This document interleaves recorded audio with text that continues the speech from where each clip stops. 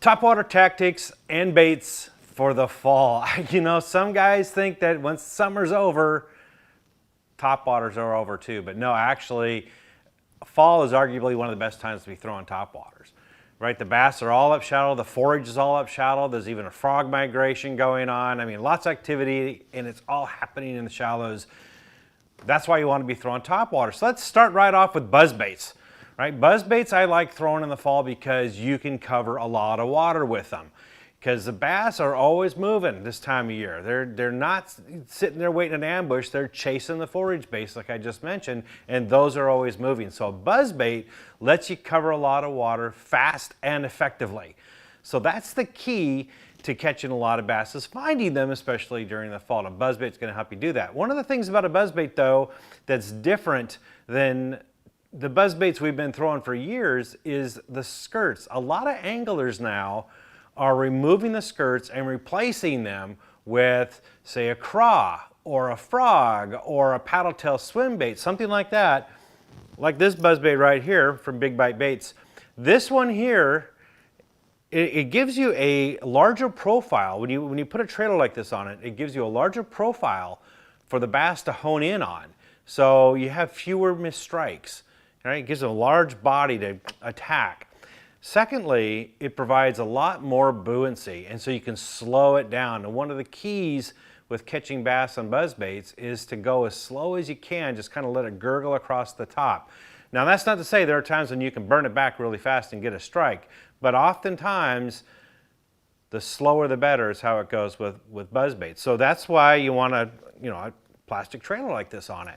Now for rods and reels, I like to throw a 7.3 to 7.5 medium heavy fast action rod, but I'll put braided line on it, minimum 30-pound braided line, and 50 is even better, because I like to throw this in and around cover. There's a lot of weeds at this time of year. When the bass grabs that bait, he's gonna pull it down under and he can get wrapped up in those weeds. A buzz bait's pretty much weedless. You can get right over the tops of those weeds and call them out. So having a braided line is gonna allow you to cut through all that vegetation when the bass pulls down into it, and you're gonna get them out and wrench them out of that. Plus, braided line is some buoyancy to it. So it's gonna enable you to keep that buzz bait up above the surface a lot easier. And of course, you can get longer distance with braided line as well. So a lot of advantages to using braided line with a buzz bait. Again, it's a single hook too.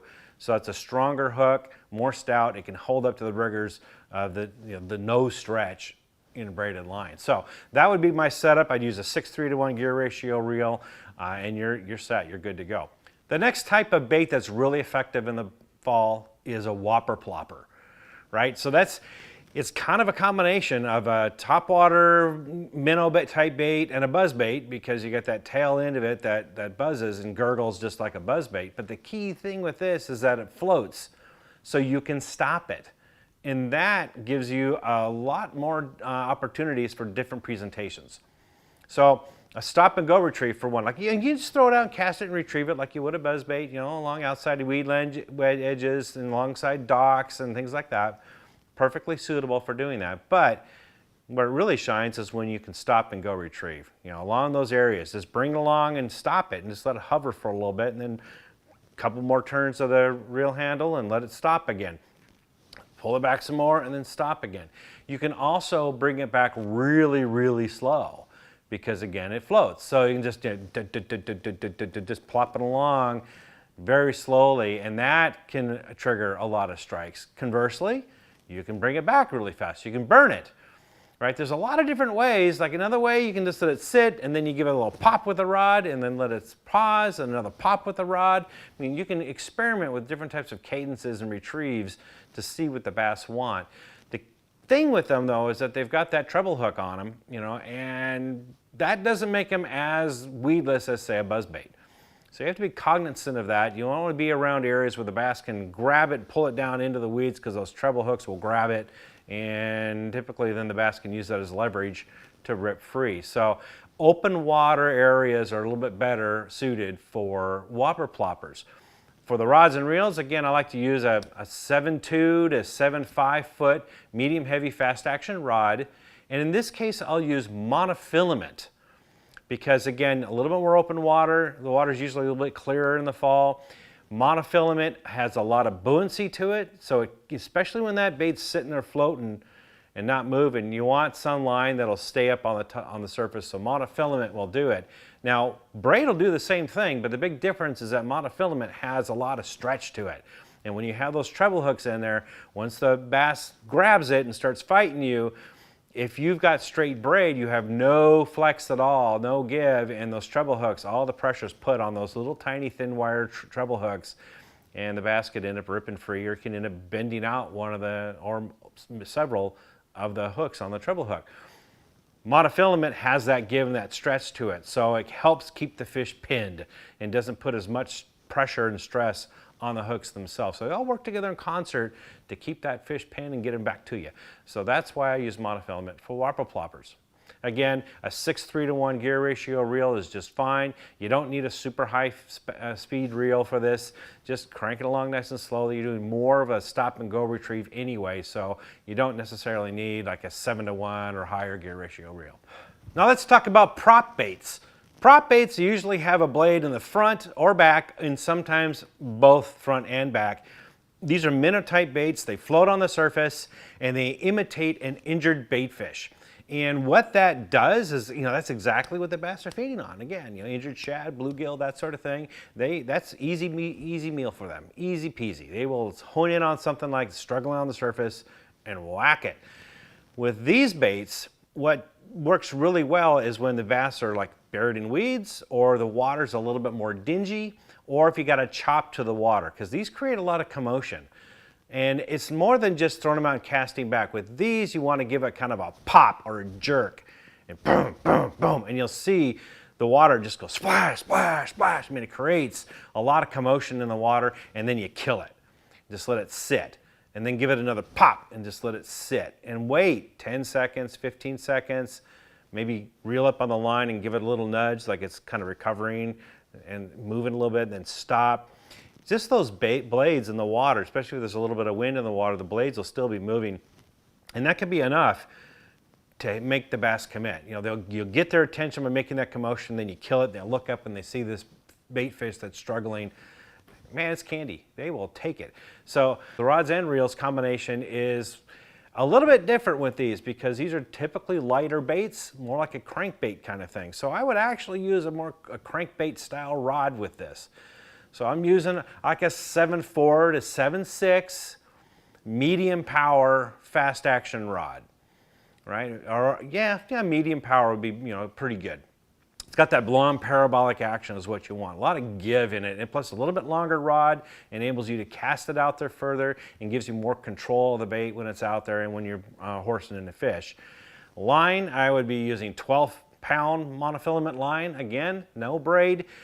Thing with this is if you throw in braid, a lot of times it gets wrapped up around the hooks on this kind of a bait, and it's just a mess to deal with. Sure, you can put leader on it if you want, but why mess with that? Just monofilament's cheap.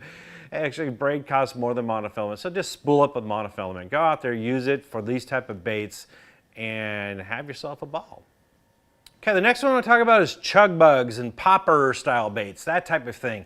These again mimic injured bait fish, but they splash more water out in front of them. They pop it along and you give it a little pop, pop, pop with your rod, and you're spitting water out in front of it, and you pause. And the long pauses are really good with this kind of bait. The longer the pause, the better. Oftentimes you're just sitting there eating a sandwich and then pow! It's like you didn't even do anything. But if you make that little bit of a movement, pop, pop, pop, pop, and then let it sit for a long period of time, that gets the bass's attention until they just can't stand it. They're not moving for so long. I don't know what it is, but that's kind of the key that works with me. I've had my friends, sometimes they'll do a constant pop. Pop, pop, pop, pop, pop, pop, pop, pop, all the way back to the boat. I personally haven't had success doing that, but I have a lot of friends that do, so it must be something I'm doing wrong. So go ahead and try it, because I bet it'll work really well for you. The thing with these baits is the rod and reel is a little bit different with these. So again, it's more like a crankbait rod here. You can even use spinning if you want, because you're lightening up quite a bit. You're using a medium power, moderate action kind of rod, that type of thing. Real limber, real light, 7 foot, 7'3", 7'5", along those lines. That allows you to fling that bait out there and control it during the cadence. And when a fish hits it, again, wait till you feel the weight of the fish. Don't set the hook when the fish pops it, or you're going to have a bunch of treble hooks flying back at your face. Don't ask me how I know this. So if a fish nails it, wait, and you feel them tug on you, bam, then you set the hook. But using that longer rod and that lighter parabolic action, it works with those lighter baits. Again, they're treble hooks, so this is a better bait to be used on the outside weed lines, along docks, long ridges, sharp points and bluffs and drop-offs, things like that. These work really well. The clearer the water, the better in my experience with them. They're using 12-pound monofilament line. Again, monofilament's got that stretch in it and it allows you to keep that fish pinned. It's buoyant, so it helps keep the bait floating on the surface. Using a 6'3" to 6'8" gear ratio reel is perfectly fine. Again, spinning outfit will work as well with this. You're not confined to just using bait cast with this. So if you don't feel comfortable throwing a light lure with bait casting outfit, you can certainly use a spinning outfit. The next lure is a Zara Spook. Now, that's been around for decades and been very popular, and for good reasons. It catches fish. Now, Zara Spook works really well for calling fish out of deep water or pulling them out of muddy water, or when they're really buried in the weeds. It creates that kind of commotion that brings those fish up, even if they're 20 foot, 30 feet deep. Smallmouth especially will come out of it like a, hit it like a Polaris, because they've been coming from so deep. But all you do is you throw it out, walk the dog. It takes some practice. If you don't know how to do it, I got a video right here that'll show you how to walk the dog. But that's what you want to do, a nice steady cadence walking the dog back to the boat. And that usually elicits a strike. Every once in a while you might want to give it a pause, let it wait a little bit, and then resume the cadence. But a straight cadence typically is all it takes to get the fish to hone in on it and bite them. Now, sometimes the fish will surface and not hit the lure. I've had this happen with Zara Spooks.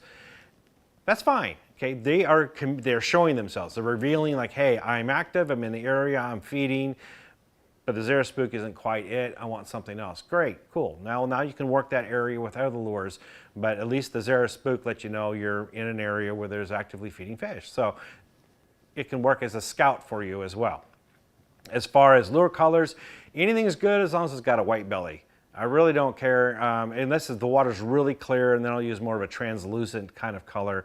Otherwise, that's it. I really don't look too much at the lure color. As far as the rod you want something a little bit stout here and a little bit shorter, something like a 7-1 medium heavy fast action rod than you would use, say, with the earlier lures. And that's because you got your rod tip down and you're popping it, so you need a little bit shorter rod for that control. Plus, it's a heavy bait. It really is, compared to the other lures we just talked about. And so being able to sling it out there and control and setting the hook, you need a little bit stouter rod. Do not use braid with this. Braid just tangles up and gets in the way. Braid floats way too much and it actually interferes with the action of this bait, in my opinion, my experience. That's why I like to use monofilament with it. Monofilament works great. I've been using monofilament with Zara Spooks since the 1980s, and it works still today. So if it ain't broke, don't fix it. So again, 12-pound, even 15-pound monofilament works really well with this. And a slower gear ratio, around that 6'2", 6'3" to 1 gear ratio works really well for the bait casting reel. The next bait, frogs. Yeah, frogs in the fall. Some people, again, put these away after the summer. That's a mistake. The frogs move shallow into that back coves and stuff to hibernate for the winter, and the bass know this. They come back there and they feed on frogs. So frogs can be really good lure to use during this time. All you do is you cast them out, and you want to work them between lily pads, the outside weed lines, along docks. If you got a pad line that you've got an opening between the lily pads or the weeds and the shoreline, like an open canal kind of area, that can be gold, man. That can be awesome fishing. Just work your lure along that opening in there. Any kind of open pockets in between weeds, things like that, that's where a frog shines. You can just bloop it back and then, again, pause. Long pauses work really well with this. Give it another little shimmy. You can let it pause a little bit longer. Pop, pop, pop, let it pause. If you want to walk it, some people like to walk frogs. Cut the skirt lengths off a little bit, shorten them up a little bit, makes it a lot easier to walk the dog with them. These are weedless, so you can throw it over thicker weeds and not worry about getting tangled up, the line getting tangled up in them, or getting the hooks tangled up in the weeds. I use 50-pound braid, and I use stouter rods, because as you just heard, you're throwing it around weeds, you're throwing it around cover, so the bass is going to grab it, he's going to be down in the water, and he's got the advantage, and he can wrap you up and stuff. So a braided line, typically 50-pound braided line, I'm using a 7/6 medium heavy, heavy action rod, right? Medium heavy power, heavy action rod, really stout. And it can, the longer rod can fire that thing out there. Give it a little more line at the end of your tip to help you throw tip of your rod so you can throw it out further. But you want to throw that way out there and then keep your rod tip up and get ready for the strike. Again, wait for the weight of the fish before you set the hook. The reel, I like to use anywhere from a 6.5 to 7:1 gear ratio.